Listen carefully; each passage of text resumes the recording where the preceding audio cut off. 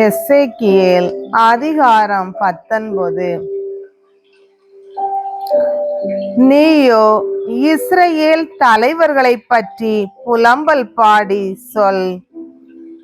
சிங்கங்களின் நடுவில் எப்படிப்பட்ட பெண் சிங்கமாய் திகழ்ந்தவள் உன் தாய். இளஞ்சிங்கங்களிடையே இருந்து அவள் தன் குட்டிகளை வளர்த்தாள். அவள் வளர்த்த குட்டிகளுள் ஒன்று இளஞ்சிங்கமாக வளர்ச்சியுற்றது. அது இரை தேட பழகி மனிதரை தின்னலாயிற்று. வேற்றினத்தார் அதனை பற்றி கேள்வியுற்று அதனை படுகுழியில் வீழ்த்தினர். அதனை சங்கிலிகளால் கட்டி எகிப்துக்கு கொண்டு போயினர். தாய் சிங்கமோ தான் நம்பிக்கையோடு காத்திருந்து வீணாயிற்று என்று கண்டாள். எனவே தன் குட்டிகளுள் வேறொன்றை எடுத்து அதனையும் ஓர் இளஞ்சிங்கமாக உருவாக்கினாள். அது சிங்கங்களோடு நடமாடி ஓர் இளம் சிங்கம் ஆயிற்று. அது இரை தேட பழகி மனிதரை தின்னலாயிற்று.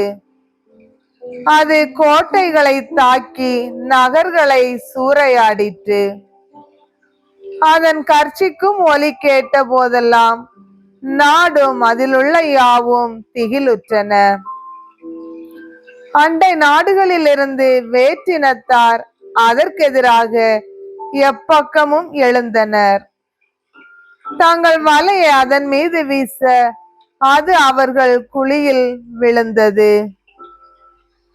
அவர்கள் அதனை சங்கிலிகளால் கட்டி கூண்டில் அடைத்து பாபிலோனின் மன்னரிடம் கொண்டு வந்தனர். இனியும் அதன் கர்ச்சனை இஸ்ரவேல் மலைகளின் மீது ஒலிக்காதபடி அரண்களுக்குள் அதனை அடைத்து வைத்தனர். திராட்சை தோட்டத்தில் நீரருகே நடப்பட்ட திராட்சை கொடி போல் இருந்தாள் உன் தாய். மிகுந்த நீர்வளத்தின் காரணத்தால் அது கிளைகளும் கனிகளுமாக தழைத்திருந்தது. அரச செங்கோலுக்கேற்ற உறுதியான கிளைகள் அதற்கிருந்தன. அடர்ந்த கிளைகள் நடுவே அது உயர்ந்தோங்கிற்று. திரளான கிளைகளோடு அது உயர்ந்து தென்பட்டது.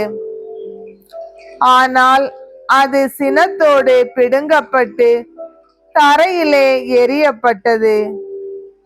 கீழே காற்றினால் அது காய்ந்து போனது. அதன் கனி உதிர்ந்து போயிற்று. தண்டு உலர்ந்து தீக்கிரை ஆயிற்று. இப்போதோ அது பாலை நிலத்தில் வறண்ட நீரற்ற நிலப்பரப்பில் நடப்பட்டுள்ளது.